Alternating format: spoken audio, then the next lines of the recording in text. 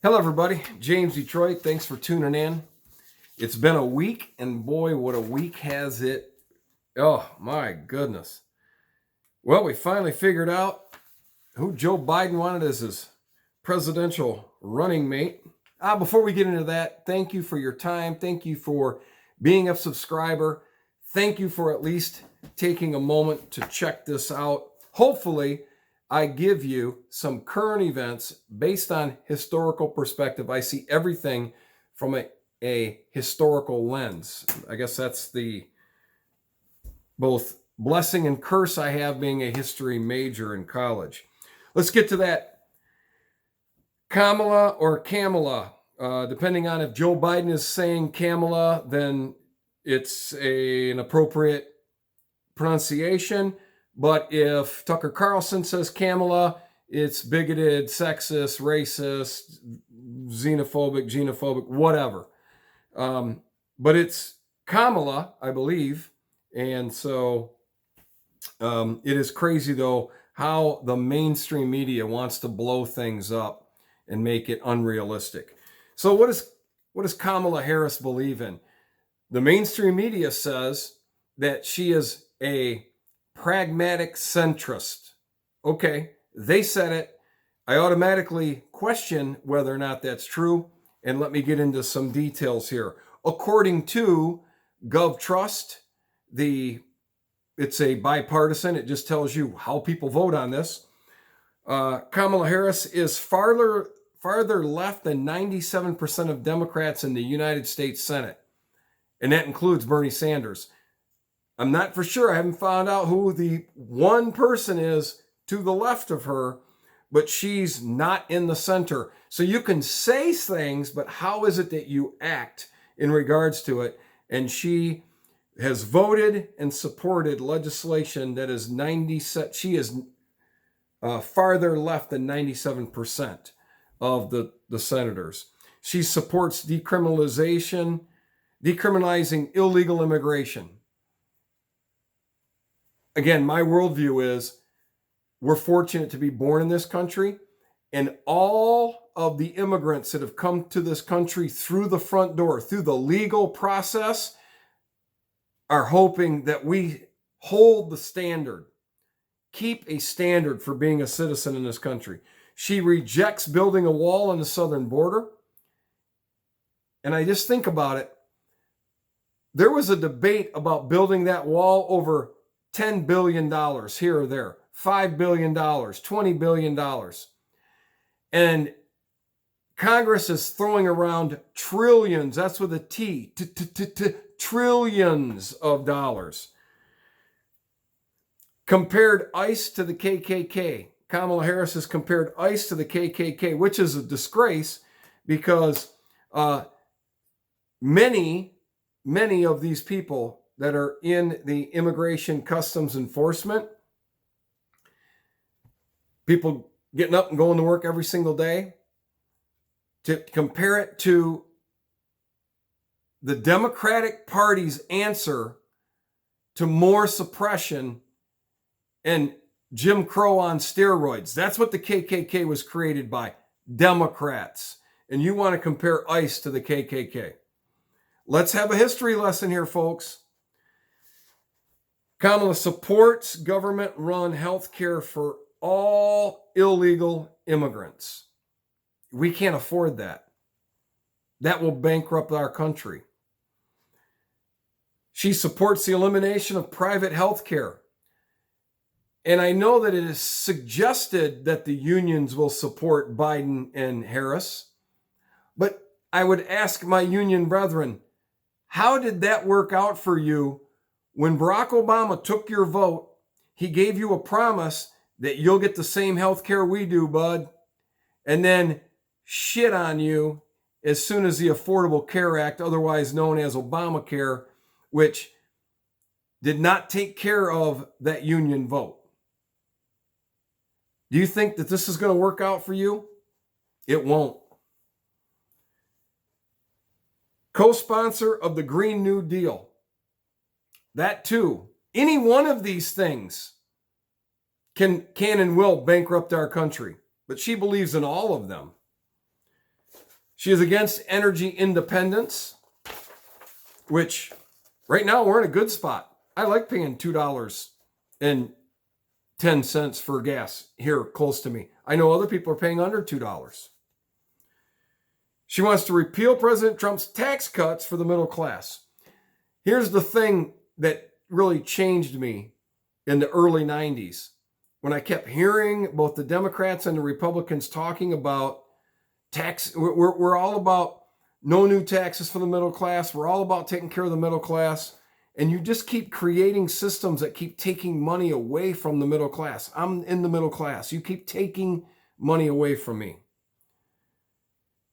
Kamala Harris wants us to increase taxes on all Americans. She'll say, for the wealthy.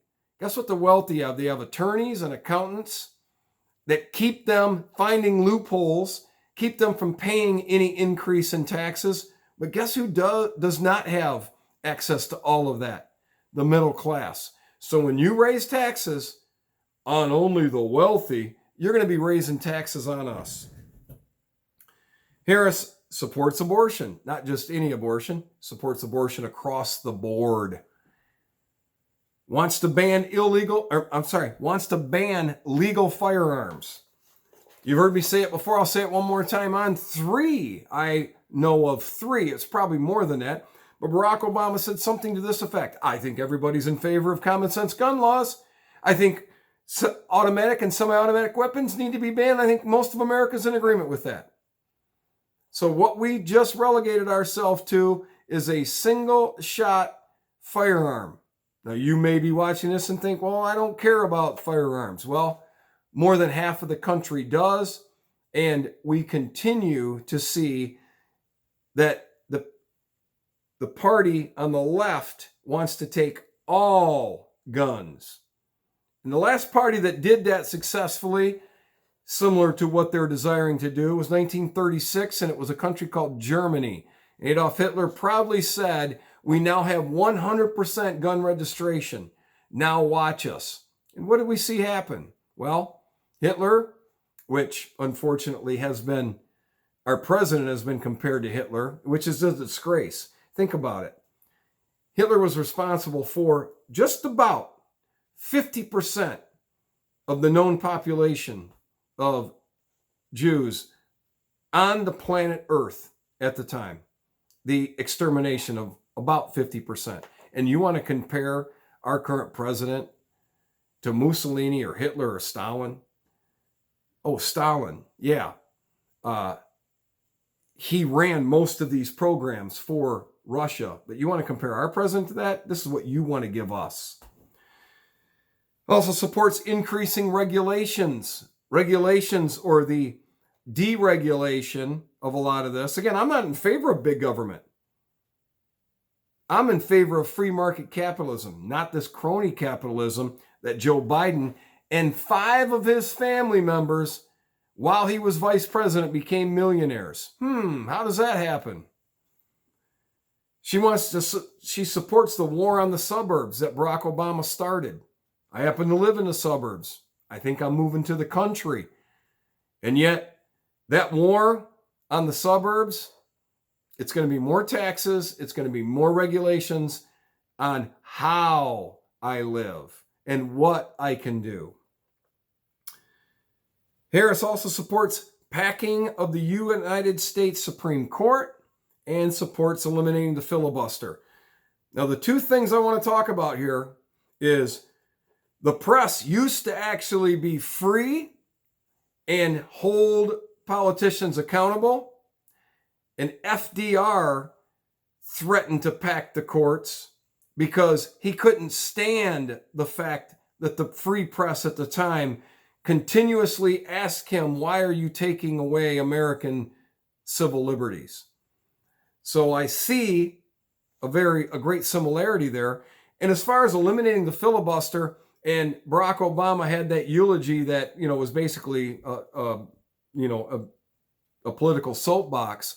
And he mentioned that the filibuster, a relic left over from the Jim Crow days, that filibuster was used by Senator Byrd to filibuster. And so did Al Gore's father, Mr. Gore, filibuster to be able to try to attempt to keep civil rights legislation in 64 and 65 from ever getting there. Remember, folks, that the Republican Party was willing to pass civil rights legislation long before any of those marches took place. Look at things from a historical lens. One quick other note here, a gentleman named Schellenberger talks about wind and solar aren't the future regarding this Green New Deal. In 2003, Schellenberger, co-founder of New Apollo Project, a predecessor to the Green New Deal, to direct taxpayer money to renewable energy. Quote, "What I didn't realize, and I think most people don't realize, is just how much land it would require," Schellenberger said in an interview with the Epoch Times. Quote, "American Thought Leaders," end quote, program, "it takes about 300 to 400 times more land on average for a wind farm or solar farm to generate the same amount of electricity as a nuclear power plant or a natural gas plant," Schellenberger said. As Schellenberger writes in Apocalypse Never, if the United States were to try to generate all of the energy it uses with renewables, 25 to 50% of all land in the United States would be required. By contrast, today's energy system requires just 0.5% of land in the United States. End quote. Solar and wind are fundamentally inefficient and costly ways to produce energy. Quote, "They are unreliable, thus requiring 100% backup, and energy dilute, thus requiring extensive land and transmission lines and mining," end quote, he writes. Wind farms are also devastating to endangered species of birds, bats, and insects, especially when the wind farms are located on their migratory paths. Wind turbines especially threaten large endangered species such as hawks, eagles, owls, and condors. Schellenberger told the Epoch Times, quote, "I've always joked there's nobody that's more alienated from the natural world than the environmentalists," end quote. If carbon emissions will have the catastrophic consequences that activists claim, it doesn't make sense to rule out the most obvious solution, nuclear. In 2017, Sweden was already generating 95% of its total electricity from sources that don't emit carbon, mostly nuclear and hydroelectric power, Schellenberger said. So I want us to really think about things from a realistic perspective. My worldview is my worldview, but I try to base it on facts, not the hysteria of 5.5 of the mainstream media outlets on the television set. That's 5.5. Half of Fox and the other 5 major networks are lying to us. They have an agenda. That agenda was started through Project Mockingbird. The CIA implemented that more than 50 years ago. We continue to see our friends and otherwise intelligent individuals become brainwashed through what is called now TDS, Trump Deranged Syndrome. It's a shame. I don't have it. I don't think Trump is perfect, but I do think Trump is the first president in our lifetime that has actually campaigned truth. This is what I'm going to do. This is what he's tried to do. We've never seen that before. Every politician before Donald Trump became re-educated the moment they were elected into the office of presidency and explained by a bureaucratic system that we never vote for why those campaign promises you made cannot be implemented, will not be implemented. Donald Trump was the first president in our lifetime that went ahead and said, enough of the bullshit, we're going to go ahead and do it. And I'm thankful. He's got my vote, and I'm going to try to do everything I can to bring the facts about, and again, about Harris, about where she stands. She can lie to you all you want. How did she actually vote? Till the next time, I'm James Detroit, and I'm out.